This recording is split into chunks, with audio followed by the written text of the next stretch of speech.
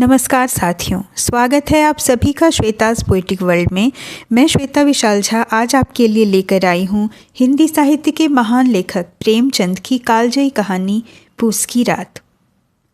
हल्कू ने आकर स्त्री से कहा, सहना आया है, लाओ जो रुपए रखे हैं उसे दे दूँ, किसी तरह गला तो छूटे। मुन्नी झाड़ू लगा रही थी, पीछे फिरकर बोली, 3 ही रुपए हैं, दे दोगे तो कंबल कहाँ से आवेगा। माघ पूस की रात हाड़ में कैसे कटेगी, उससे कह दो फसल पर दे देंगे, अभी नहीं। हल्कू एक क्षण अनिश्चित दशा में खड़ा रहा।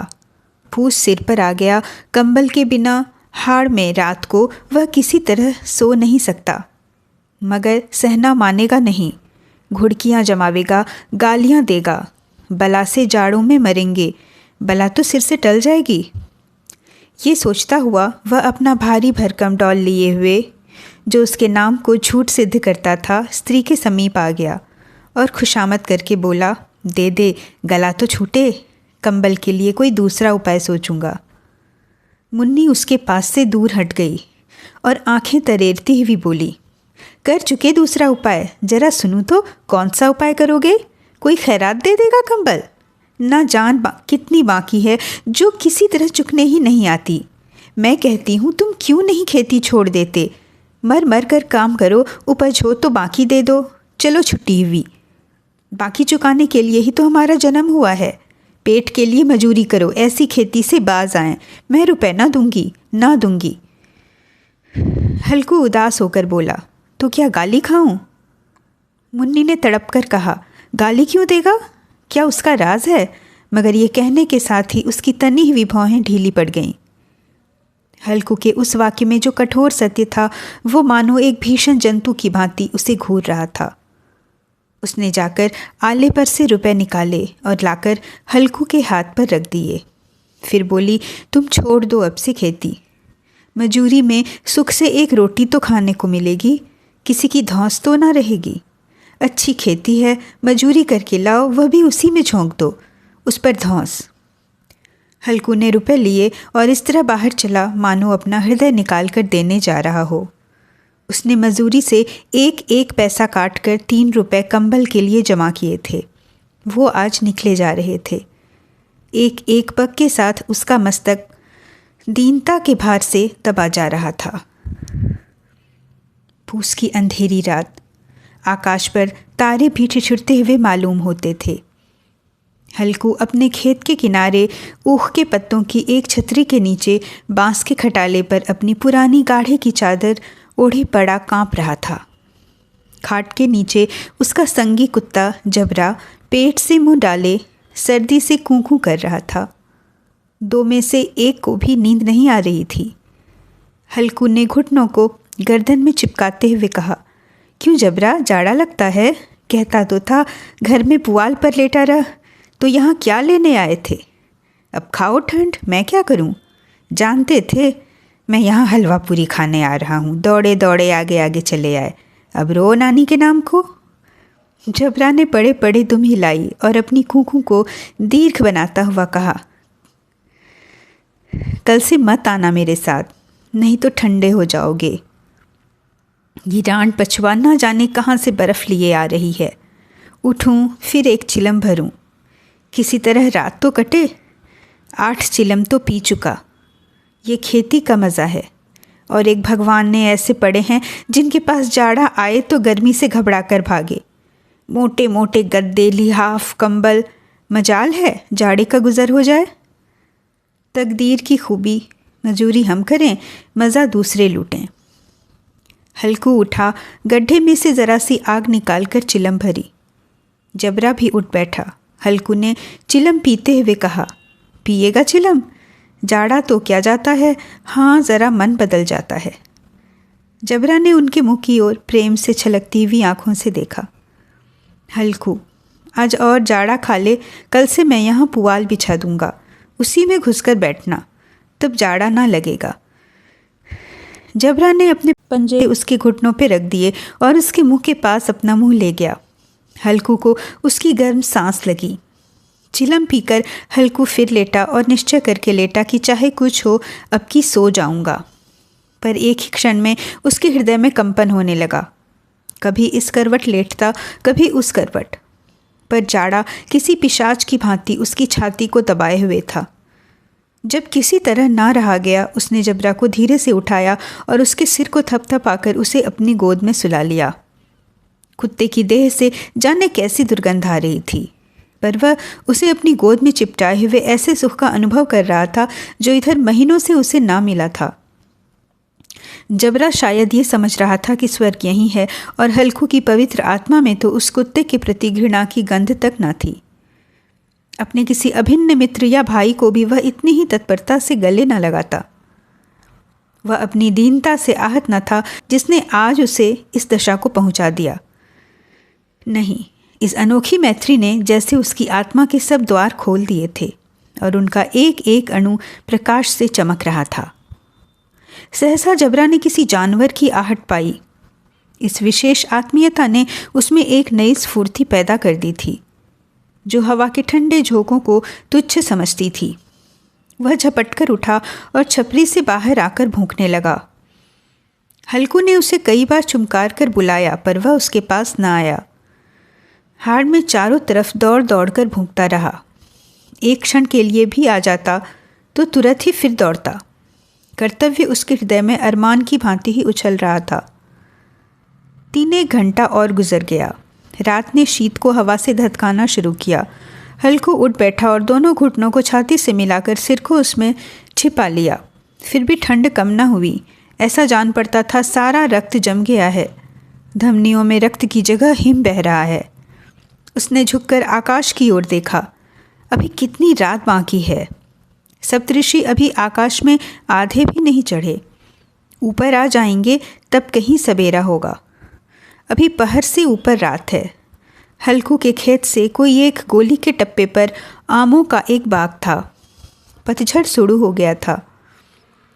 बाग में पत्तियों को ढेर लगा हुआ था। हल्कू ने सोचा चलकर पत्तियां बटोरूं और उन्हें जलाकर खूब तापूं। रात को कोई मुझे पत्तियां बटोरते देखते तो समझे कोई भूत है। कौन जाने कोई जानवर ही छिपा बैठा हो। मगर अब तो बैठे नहीं रहा जाता। उसने पास के अरहर के खेत में जाकर कई पौधे उखाड़ लिए और उनका एक झाड़ू बनाकर हाथ में सुलगता हुआ उपला लिए बगीचे की तरफ चला। जबरा ने उसे आते देखा, पास आया और दुम हिलाने लगा। हल्कू ने कहा, अब तो नहीं रहा जाता जबरू, चलो बगीचे में पत्तियां बटोर कर तापें। टोटे हो जाएंगे फिर आकर सोएंगे। अभी तो बहुत रात है।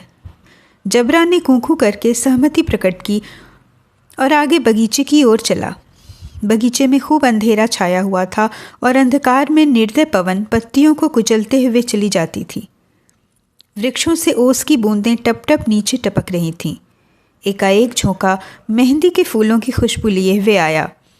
हल्कू ने कहा, कैसी अच्छी महक आई रे जबरू, तुम्हारी नाक में भी तो सुगंध आ रही है। जबरा को कहीं ज़मीन पर एक हड्डी पड़ी मिल गई थी। उसे चिचोड़ रहा था। हल्कू ने आग जमीन पर रख दी और पत्तियां बटोरने लगा। ज़रा देर में पत्तियों का ढेर लग गया था। हाथ छिछड़े जाते थे, नंगे पांव गले जाते थे और वह पत्तियों का पहाड़ खड़ा कर रहा था। इसी अलाव में वह पत्तियों को जलाकर, वह ठंड को जलाकर भस्म कर देगा। थोड़ी देर में अलाव जल उठा।